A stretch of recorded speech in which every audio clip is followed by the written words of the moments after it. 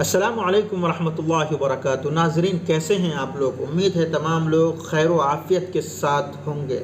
اس وقت ایک مسئلہ فیس بک کے اوپر خصوصی طور پر زبان زد ہے۔ بہت سارے نئے قلمکار اس کے اوپر لکھ رہے ہیں اور بہت زیادہ مغلظات بھی بکا جا رہا ہے۔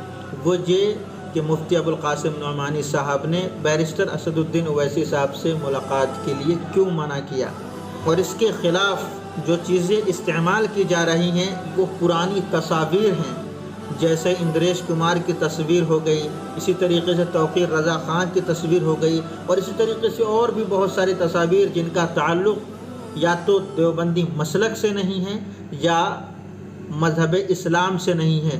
وہ لوگ گاہے بگاہے دارالعلوم دیوبند کے اندر آتے رہتے ہیں، ان سے محتمم صاحب بھی ملاقات کرتے ہیں اور وہاں کا ایک مکمل عملہ اساتذہ کرام بھی ملاقات کرتے ہیں۔ یہ نیریٹو دینے کی کوشش کی جا رہی ہے کہ یہ دیکھو، اندریش کمار جیسا شخص، توقیر رضا خان جیسا شخص دارالعلوم دیوبند میں آتا ہے تو محتمم صاحب ان کا استقبال کرتے ہیں، ان سے بات چیت کرتے ہیں، تصاویر بنواتے ہیں، ان کو کھانا کھلاتے ہیں، دارالعلوم دیوبند کے اندر گھماتے ہیں اور پھر ان کو عزت و احترام کے ساتھ رخصت کرتے ہیں۔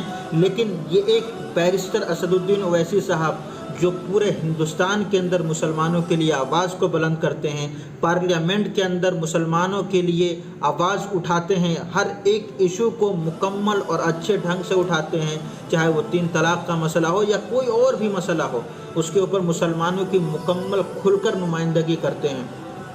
ایسے شخص کو دارالعلوم دیوبند میں آنے کی اجازت نہیں دی۔ یہ بات جو ہے لگنے والی بھی ہے، اس لیے جو حضرات بات کی گہرائی میں نہیں گئے یا وہ نئے قلمکار جو کسی مسئلے کی گہرائی میں نہیں جانا چاہتے ہیں یا پس منظر کو نہیں دیکھنا چاہتے ہیں، ان لوگوں نے کیا کیا کہ حضرت مفتی ابوالقاسم نعمانی صاحب کے اوپر غلط الفاظ بکنے شروع کر دیے، دارالعلوم دیوبند کی توہین کرنا شروع کر دیا کہ بیرسٹر اسد الدین اویسی صاحب کو نہیں جانے دیا گیا۔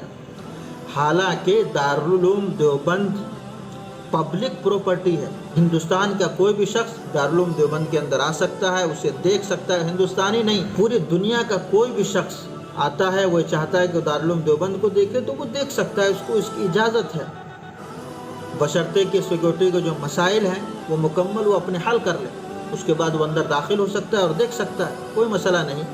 لیکن ہر مدرسے کا یا ہر انسٹیٹیوشن کا یا ہر ادارے کا ایک اپنا رول اینڈ ریگولیشنز ہوتے ہیں۔ دارالعلوم دیوبند کے اندر ملک کے حالات کو دیکھتے ہوئے ایک رول پاس کیا گیا، ایک قاعدہ بنایا گیا کہ جب الیکشن کا وقت آئے گا، جس وقت سیاسی سرگرمیاں تیز ہوں گی، اس وقت دارالعلوم دیوبند کا کوئی بھی عملہ، دارالعلوم دیوبند کے کوئی بھی استاد یا وہاں کسی بڑے عہدے پر فائز کوئی بھی شخص کسی سیاسی لیڈر سے نہیں ملے گا، چاہے وہ سیاسی لیڈر مسلمان ہو، چاہے وہ سیاسی لیڈر ہندو کا ہو۔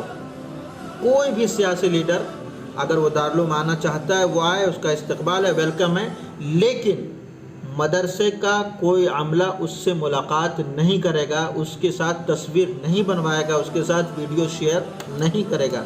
یہ دارالعلوم کا اپنا ایک قاعدہ ہے، قانون ہے جو انہوں نے پاس کر رکھا ہے۔ اب جہاں پر آپ جا رہے ہیں وہاں اس کے قاعدے کے حساب سے آپ کو جانا پڑے۔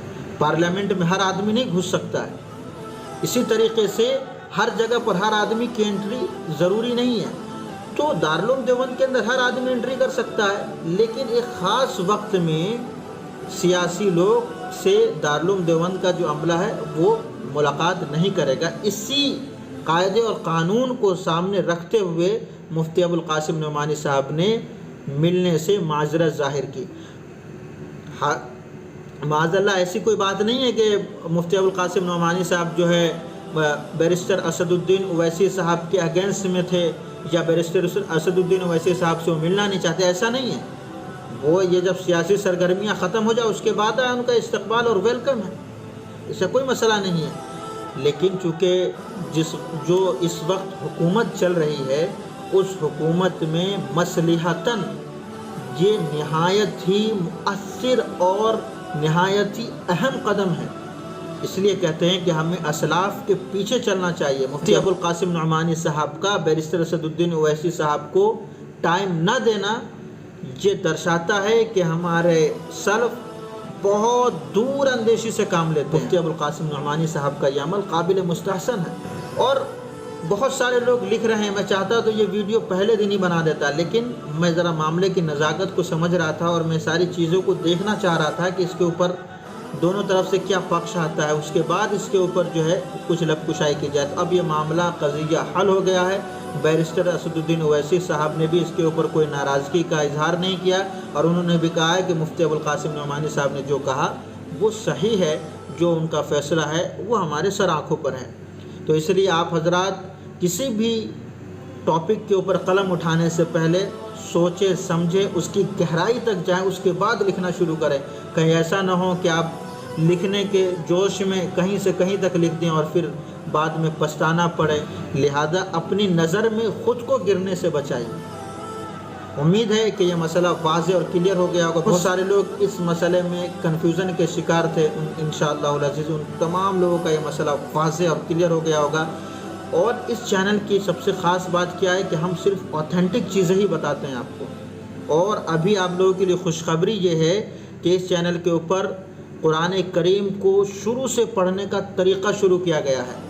ابھی تختی نمبر 1 نورانی قاعدہ کی تختی نمبر 1 ہوئی ہے، آپ لوگ جوائن کیجئے، اور ڈیلی جو ویڈیوز آتی ہیں اس کو اپنے بچوں کو دکھائیے، بچوں کو سمجھائیے، پڑھائیے، خود بھی پڑھیے، تاکہ آپ جو ہیں قرآن کریم کو پڑھ کر کے، قرآن کریم کو سمجھ کر کے اپنی دنیا اور آخرت دونوں کو بہتر اور اچھا بنا سکیں۔